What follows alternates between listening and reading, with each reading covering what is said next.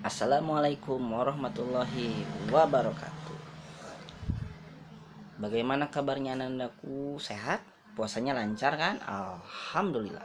Oke, hari ini pertemuan kita yang terakhir, pembelajaran kita yang terakhir sebelum kenaikan kelas tentunya.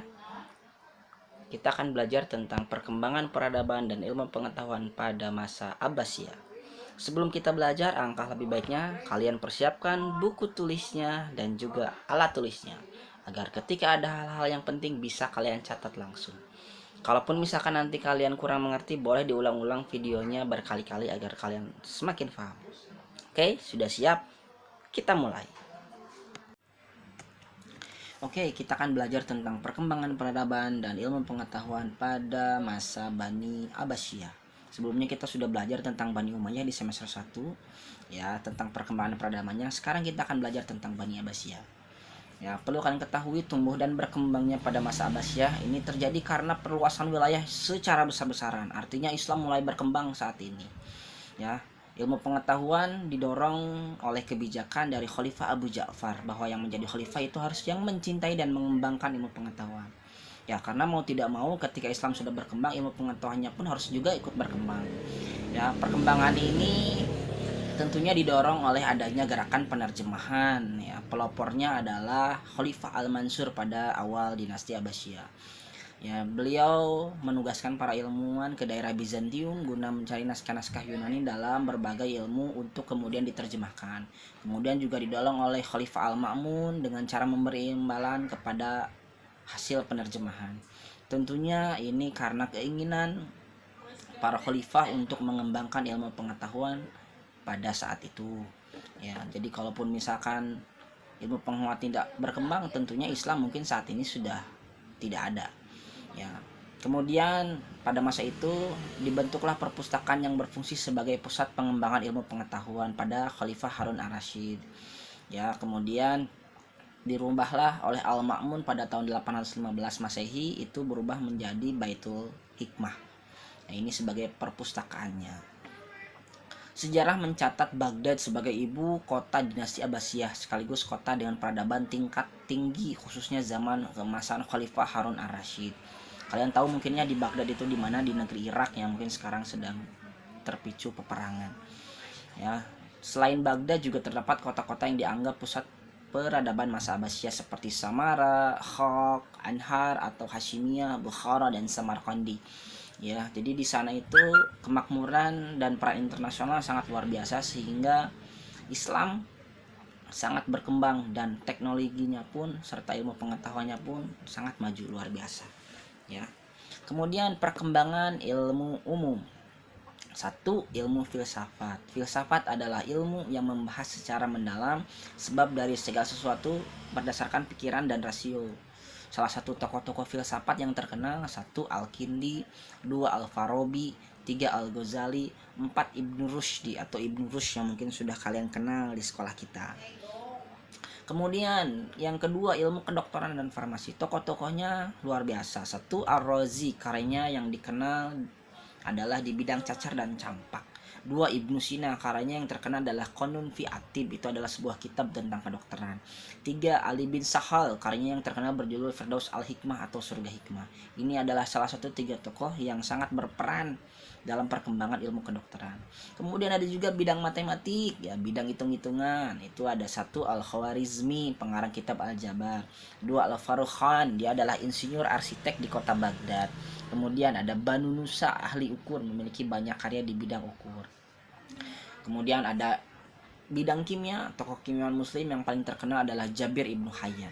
Jadi luar biasanya kalau kalian mengenal orang-orang yang pintar itu berasal dari negeri barat, justru yang pertama adalah orang-orang Islam. Kemudian ada bidang astronomi. 1. Al-Fazar, ya, pencipta astrobal atau alat pengukur tinggi dan jarak bintang. Ada Al-Battani. Yang ketiga ada Al-Biruni, penyusun rumus geometri, aritmatika, astronomi dan lain-lain. Kemudian yang keempat ada Al-Farghani. Ya, ini adalah salah satu tokoh yang luar biasanya dalam bidang astronomi.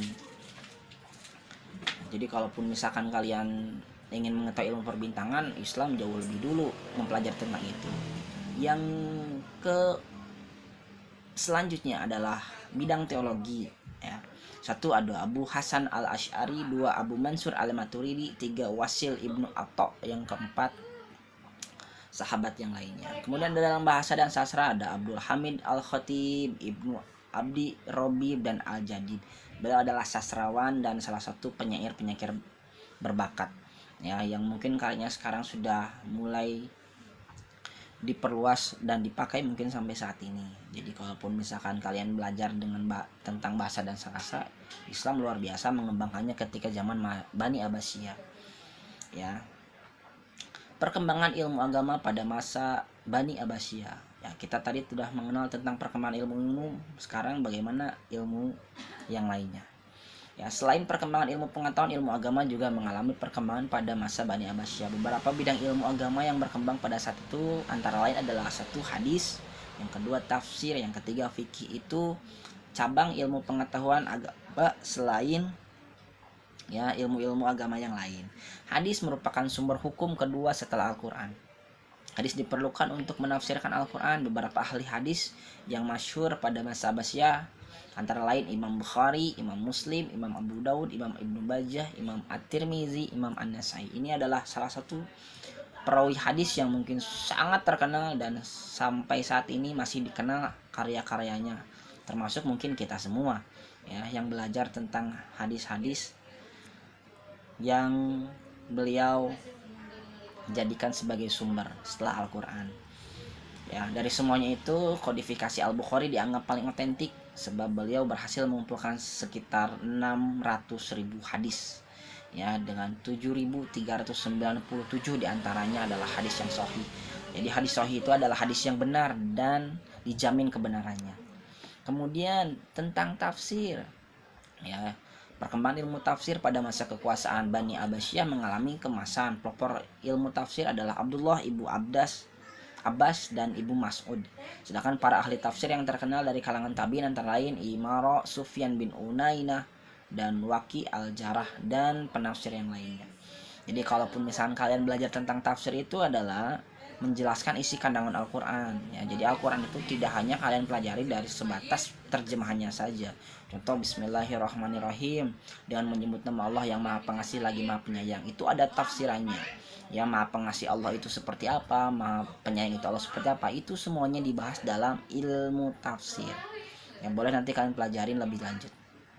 Kemudian fikih. Pada masa pemerintahan Abbasiyah, ilmu fikih mengalami perkembangan pesat pada periode keempat dan 5. Pada masa ini muncul 4 imam mazhab, yaitu Imam Hanafi, Imam Malik, Imam Syafi'i, kemudian Imam Hambali. Yaitu 4 imam mazhab yang kita kenal saat ini ya. Kemudian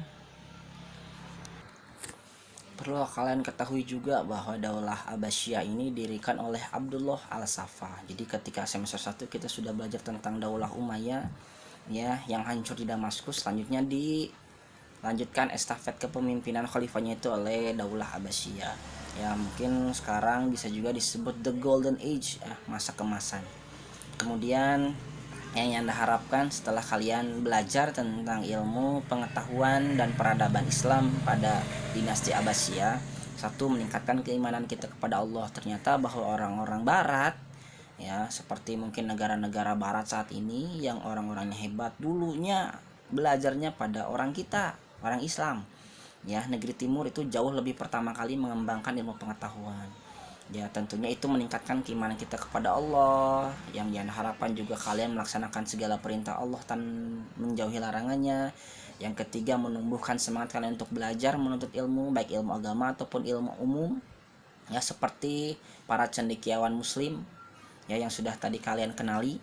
Kemudian membina persatuan dan kesatuan antar umat Islam, tidak ada perpecahan. Dan yang terakhir yang diharapkan, setelah kalian belajar tentang ini, jadilah orang yang bermanfaat, karena sesungguhnya orang yang paling mulia di sisi Allah itu adalah orang yang paling bermanfaat ya. Itu saja mungkin dari Anda. Mohon maaf apabila ada kesalahan. Terima kasih. Kita tutup dengan baca hamdalah bersama-sama. Alhamdulillahirrahmanirrahim. Sampai bertemu di pertemuan kita selanjutnya. Tetap semangat dalam belajar. Bye bye. Assalamualaikum warahmatullahi wabarakatuh.